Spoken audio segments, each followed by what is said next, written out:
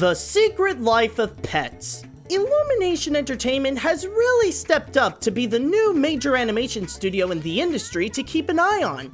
Thanks to Despicable Me being one of the biggest animated franchises of the decade and made the first ever non-Disney animated film to make more than $1 billion at the box office, Illumination is really building its reputation to be up there with the greats in terms of animation studios like Disney, Pixar, and, well, what used to be DreamWorks. However, with that said, the Despicable Me films are the only movies they made that are worth remembering. Sure, they did other stuff like Hop and The Lorax, but they don't have well of a reputation as much as Gru and the Minions. But then came this interesting little teaser trailer that seemed to really hook audiences. You be a good boy, Leonard.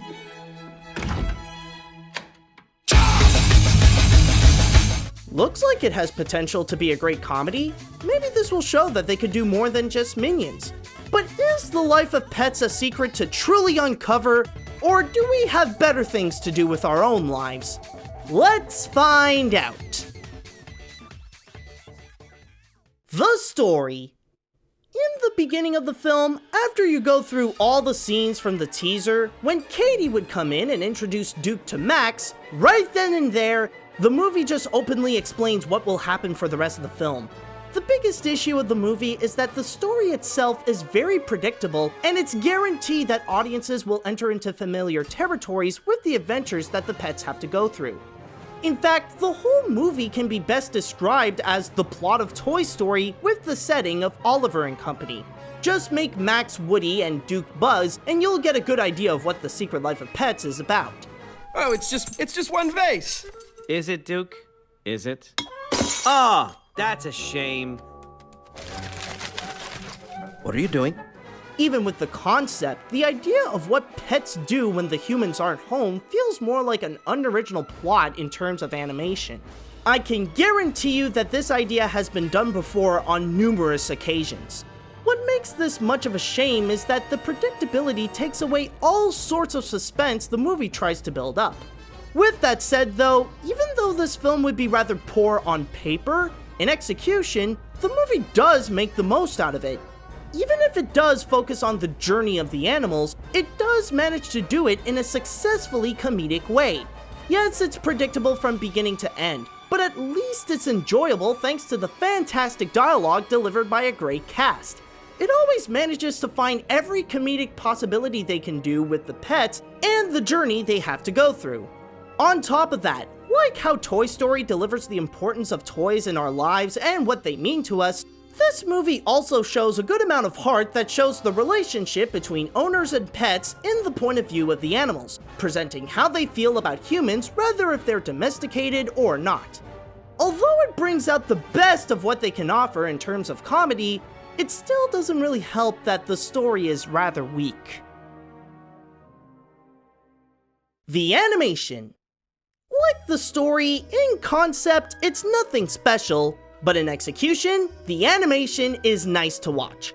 I mean, this is just a bunch of talking animals in New York City. Just the setting alone of characters in the Big Apple is already a movie cliche in itself.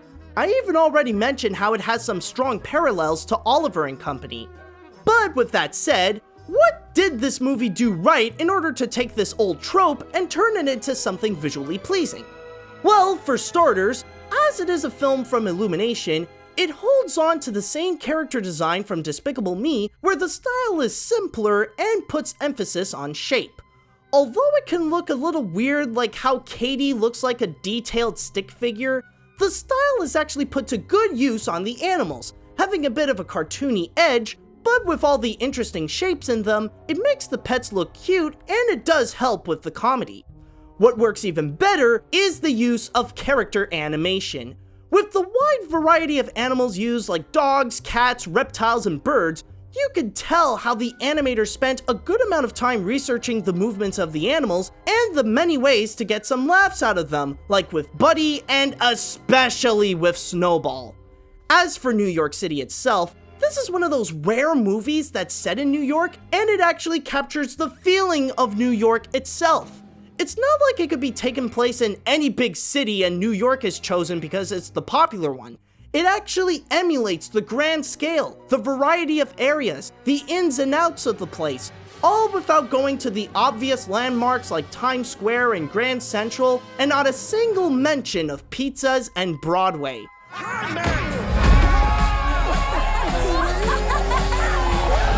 This is my city. I'll find you a friend. However, what truly stands out in the animation is actually the journey itself. It doesn't shy away to just sticking you on the ground.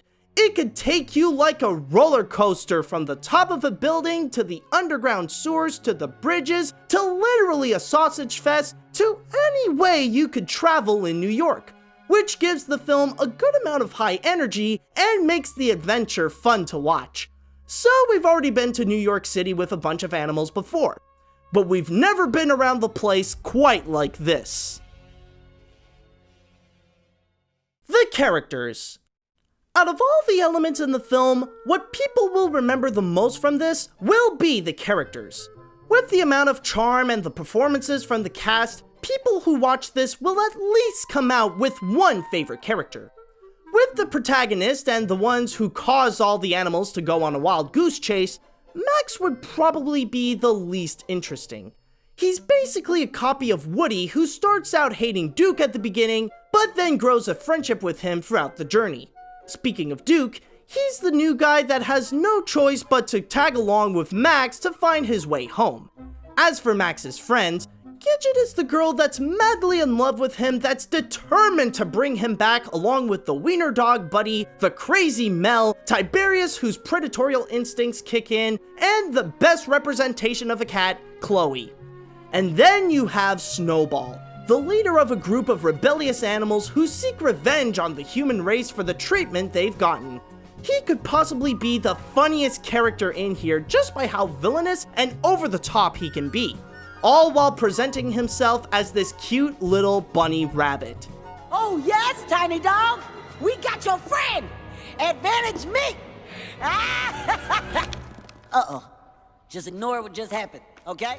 It is possible that many of these characters written-wise are not the strongest, since most of them can be passed off as just one-dimensional with maybe a few exceptions. What does make them lovable, however, is all thanks to the wonderful cast. With the performances of Eric Stone Street, Jenny Slate, Al Brooks, Dana Carvey, Lake Bell, and especially Kevin Hart, they give their characters a good amount of comedic flair that helps them be elevated to possibly memorable. If anything, this could be what saves the film from being a forgettably generic animated feature. With such a great cast of characters, at least they can offer something that the story couldn't.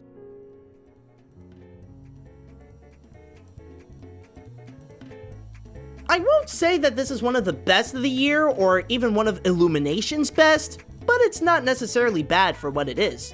The Secret Life of Pets may sound rather dull with a generic concept and an easily predictable plot, but thanks to some well-crafted animation, a wonderful cast, and great humor, it actually has its own unique charm and is able to present itself as an enjoyable film. There's no big rush to go see this movie, but if you ever decide to check it out, there's a pretty good chance that you might get some enjoyment out of it. Just don't put your expectations any higher than something to get a good laugh and a little fun, nothing more. By the way, before the movie would start, there would be an animated short called Mower Minions, which is basically a few minutes of goofy over-the-top minion shenanigans. All I have to say is that if you don't absolutely love the Minions but you want to see this movie, then it doesn't hurt to be fashionably late. It's hard to really say that it's one of the better animated films I've seen, but it is harder to say that it isn't good.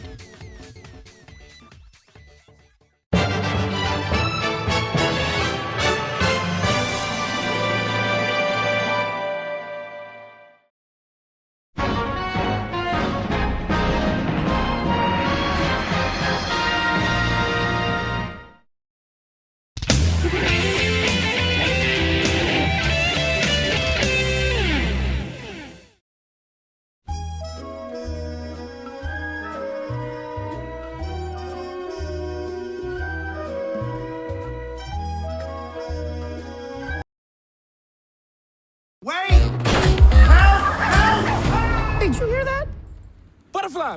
Butterfly! Butterfly! Butterfly!